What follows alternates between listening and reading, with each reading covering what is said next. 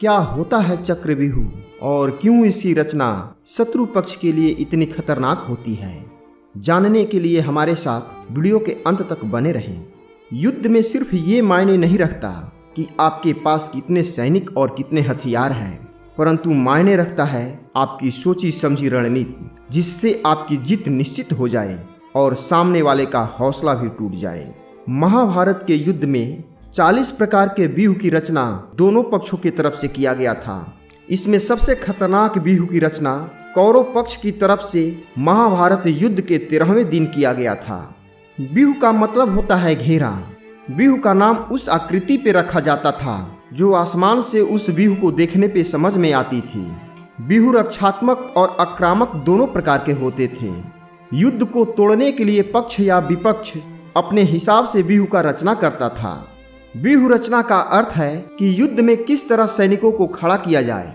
चक्रव्यूह को आसमान से देखने पर एक घूमते हुए चक्र की तरह सैन्य रचना दिखाई देती है। इस चक्रव्यूह के अंदर जाने का रास्ता तो नजर आता है, परंतु बाहर निकलने का रास्ता नजर नहीं आता। इस व्यूह की रचना आचार्य द्रोण ने महाभारत युद्ध में किया था। सभी व्यूह में चक्रव्यूह सबसे घातक माना जाता था। चक्रव्यूह में सैनिकों की 7 सुरक्षा पंक्तियां होती थीं, जिसमें पहली पंक्ति के सैनिक लगातार घूमते रहते थे। दूसरी पंक्ति के सैनिक पहली पंक्ति के सैनिकों के मुकाबले ज्यादा ताकतवर होते थे। इसी प्रकार तीसरी पंक्ति के सैनिक दूसरी पंक्ति के अपेक्षा ज्यादा कुशल होते थे। 7 पंक्तियां ऐसी ही होती थी। कोई भी योद्धा जब किसी सैनिक को मारकर अंदर व्यूह में घुस जाता था, उस मारे गए सैनिक की जगह तुरंत दूसरा सैनिक ले लेता था। इसका मतलब था कि सुरक्षा का दीवार हमेशा बनी रहती थी। महाभारत में चक्रव्यूह के 7वें पंक्ति में द्रोणाचार्य ने खुद के अलावा दुर्योधन, दुशासन, अश्वत्थामा, कृपाचार्य, शकुनी और कर्ण जैसे शक्तिशाली महारथियों को खड़ा किया था। द्रोणाचार्य ने चक्रव्यूह की रचना युद्ध के 13वें दिन युधिष्ठिर को बंदी बनाने के लिए की थी। इसमें सैनिकों की संख्या एक अक्षौहिणी सैनिकों से ज्यादा थी। एक अक्षौहिणी में 2,18,700 सैनिक होते थे।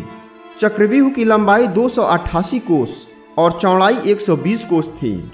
द्रोणाचार्य जानते थे कि अर्जुन के युद्ध भूमि से दूर चले जाने पर पांडव पक्ष में ऐसा कोई योद्धा नहीं है जो चक्रव्यूह को तोड़ पाएगा, लेकिन हम सब जानते हैं कि अभिमन्यु ने चक्रव्यूह तोड़ने का ज्ञान अपने माता के गर्भ में ही सीख लिया था।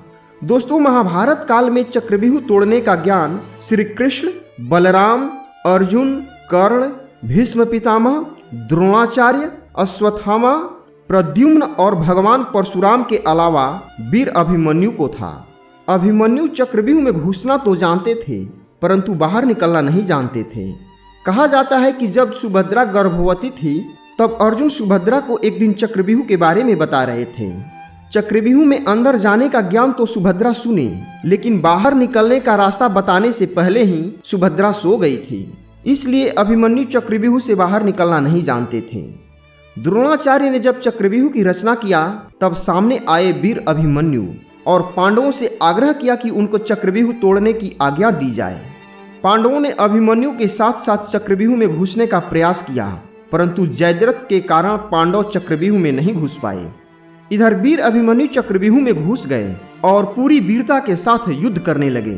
तभी 7 महारथियों ने वीर अभिमन्यु को घेर कर छल से मार दिया। अब हम बताते हैं कि चक्रव्यूह को तोड़ा कैसे जाता है। भगवत गीता के अनुसार चक्रव्यूह को वही योद्धा तोड़ पाता था जिसके पास कुशल रणनीति के साथ साथ धनुर्विद्या का भी ज्ञान होता था। ऐसा माना जाता है कि एक कुशल योद्धा चक्रव्यूह में घुसने के साथ साथ उससे बाहर निकलने का रास्ता भी बना लेता था।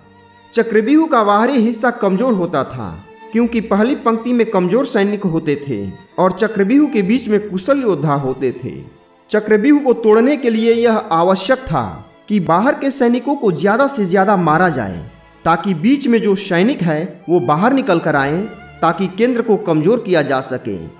दोस्तों, इस कहानी के बारे में आपकी क्या राय है, आप हमारे वीडियो के कमेंट सेक्शन में लिखकर हमें ज़रूर बताएं। अगर वीडियो पसंद हो तो लाइक करें, चैनल को सब्सक्राइब करें और दोस्तों को ज़रूर शेयर करें। वीडियो देखने के लिए धन्यवाद।